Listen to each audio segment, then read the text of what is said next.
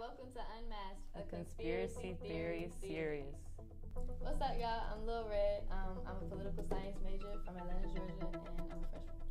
Hi, everyone. My name is Ashley Davis. I'm a junior political science major, philosophy minor from New York City.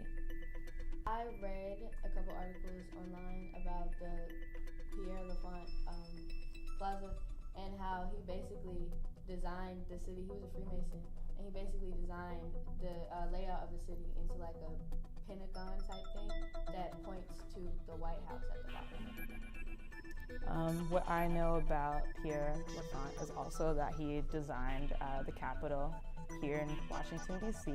And I read a bit about his motives for making it the way it is, and that he wanted the city to be like especially open and for all people to like feel equal, which is why the National Mall is so open and why all the monuments are so accessible and open.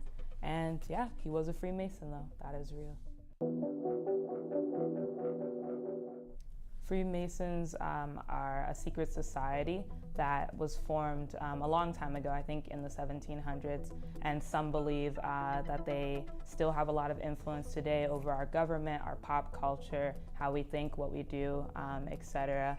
And they're separate from the Illuminati, though at one point the two may have started to commingle and like join forces together.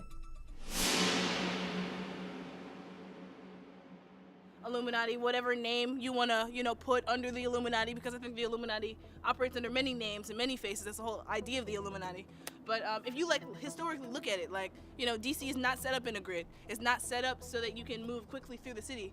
There's all kind of dangles and traffic circles, literally to slow down the progression through the city. It's not designed for ease of access, because if people were to invade, our country or the city, then the capital will have a straight way to it. So, there's definitely underground tunnels, all kinds of hidden passageways, dummy restaurants,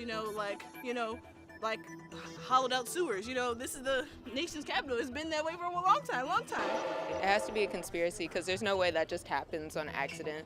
So that just leads me back to, I'm not sure, but it would be cool to know. And if it is a thing, that's kind of terrifying that no one knows much about it yet. So yeah. I personally think that the government, I don't want to say controls people or tries to control people, but I definitely think that they try to influence people and how they act and what they do and what kind of music they listen to and what kind of, culture they want people immersed in. And also, I think that the government just wants to be in charge of everything and just have a hold on everybody and just know what everybody's doing at all times. I definitely think they spy on us as well. You have an FBI agent.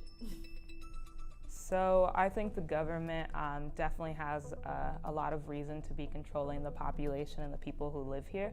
I think when you're able to manipulate how people think and what they want and their values, it's very easy to make the whole country agree to do a certain thing, as we saw with Bush, and making us think that there were weapons and therefore we evaded. So I think when you are able to confuse the public or make them believe what you want them to believe, it's very easy to push your own agendas forward. So I definitely think if there probably is a secret society, but I definitely think if there is a secret society behind the scenes, it's definitely very valuable to be we're gonna make the whole population think this thing so we can get through our specific agenda. And the scariest part of all of that is that we don't necessarily know what their agenda is. Some people believe that they're Satanists and that they're very they're trying to rise up the Antichrist, but we don't know what it is. So therefore that's really scary, because I'm being manipulated for a cause that I have no idea about. I could definitely see the White House. So some people, one of the articles I was reading said that they believe that the White House is in the most top point of the pentagram, because that's the place where Satan has control, the White House, and Satan can control the president. The goal of the Illuminati is to maintain wealth flow. I think that the idea of capitalism, of patriarchy, of hegemony, of oligarchy, it has to be maintained, and if you are not working through these back secret channels, then you can't move as freely. There's nothing like the veil of darkness hiding in plain shadow, so I think that the goal of the Illuminati is to maintain the status quo, to keep everything flowing, to keep people in line. I think that it exists to make sure that power begets power. Definitely see Trump being connected to like some type of Satanist stuff or like because our best interest is just not on his mind. Definitely, and then when you think about that, and then you think about that Simpsons episode that was like in the 90s, and that came out like a minute ago, and then now he's president, and like that could definitely be associated with the Illuminati or with whatever secret society is running the government, and then that could be some kind of like proof that there's some Satan stuff going on. Somebody's got to be in charge of that, and it's obviously not God, because God would be doing good stuff. Exactly. So that's... The Simpsons stuff is definitely crazy. It's wild how much stuff they've been able to predict, and I don't think it's coincidence. I think somebody is behind the scenes making that happen. Yeah, someone is connected and knows something that we don't know, the rest of us don't know. And those are my thoughts. I